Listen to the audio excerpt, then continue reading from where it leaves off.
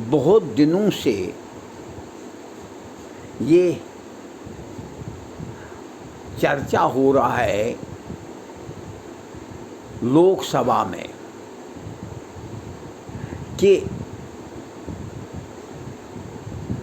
जो चुनाव राय दहिंदगान का फहरिस्त कौन बनाते, कौन सी एजेंसी बनाते, ये मुरतब कौन करते हैं।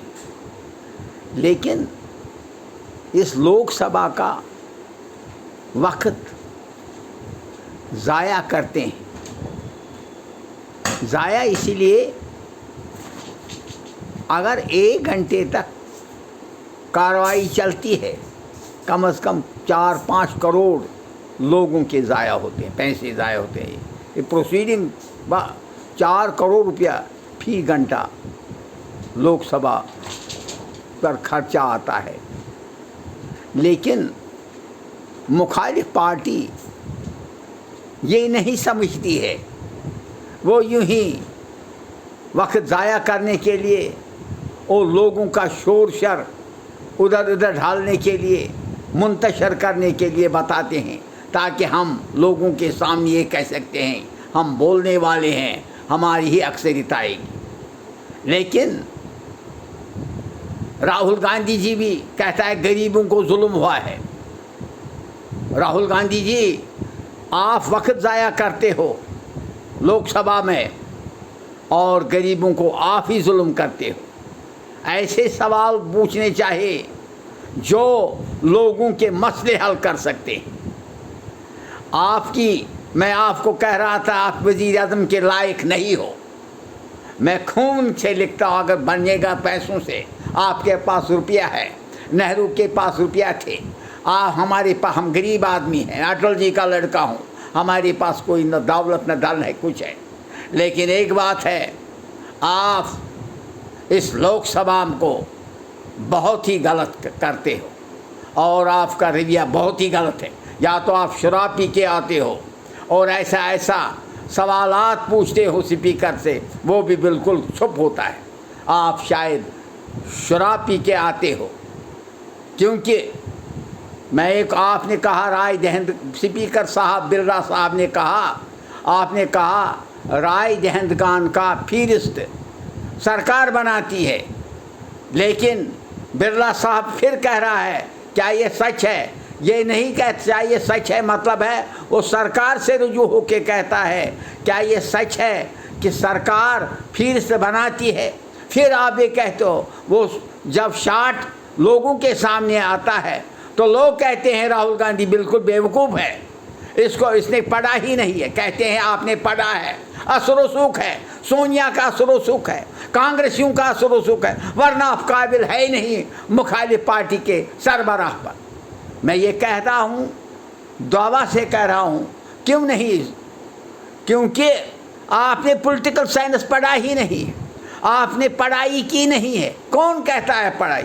चीफ इलेक्शन कमिश्नर की तकरीरी सरकार नहीं करती है। चीफ इलेक्शन कमिश्नर की जो उसका स्टाफ होता है, कुंबा होता है, वो उसका अलग होता है, ऑटोनमस बॉडी है चीफ इलेक्शन कमिश्नर। उसका अपना पटवारी होता है, उसका अपना गिरदावार होता है, वो तहसीलदार होता है, असिस्टेंट कमिश्नर होता है। वही फहरिस्त राय दहिंदगान का बनाते हैं और वही फहरिस्त काटते भी हैं, छांटते भी हैं। ये उनकी जिम्मेवारी है, ये सरकार की जिम्मेवारी नहीं है। कम से कम आपने 2.5 करोड़ रुपया ज़ाया किया हुकूमत का और प्रोसीडिंग चलाई, देंगे वाजू होता है, किस्मत होता है। इसी तरह से कांग्रेस वालों का मैंने सुना कि गुलाम नबी आज़ाद ने क्या किया है कांग्रेस के लिए। गुलाम नबी आज़ाद ने कांग्रेस को बनाया और अब बिगाड़ा भी। कैसे? जब इंदिरा ने शिकस्त खाई और 1982 में संजय गांधी ने राहुल गांधी को लाया, संजय गांधी ने गुलाम नबी आज़ाद को लाया और गुलाम नबी आज़ाद ने स्वामी सुब्रमण्यम को हराया और महाराष्ट्र से सब तमाम की तमाम लोकसभा सीटें जीत के लाया। और इसी तरह से बाकी रियासतों में भी गुलाम नबी आज़ाद ने काम किया और उस पर कांग्रेस को याद रहा कि गुलाम नबी आज़ाद ने हमें और मतलब चुनाव से जीत कर लाए भारी अक्सरियत से, भारी बहुमत से। और आप कहते हो, क्योंकि आपको जब किसी को आप छुट्टी करते हो तो उसकी मुखालिफत करते हो। गुलाम नबी आज़ाद का ही शुक्रिया करना जिसने हेल्थ सेहत का महकमा संभाला और बहुत से एजाज़ इंटरनेशनल पाए। और गुलाम नबी आज़ाद ने ही जो ये पार्टी अब बनाई है नहीं जम्मू कश्मीर में, मैं पूरा तवक्का करता हूँ रियासत जम्मू कश्मीर में वो भारी अक्सरियत से जीतेगा। और गुलाम नबी आज़ाद बाशऊर आदमी है, मेरे पास उसके न जान है न जानता हूँ, लेकिन अब मैं ये कह रहा हूँ क्योंकि कांग्रेस वाले आप जिसका खाते हो उसको फिर कुलकुली करते हो, ये नहीं करनी चाहिए। इसी तरह से भारतीय जनता पार्टी ये बिल्कुल कमज़ोर हो रही है। अब पता नहीं है आगे कौन आएगा क्या नहीं है।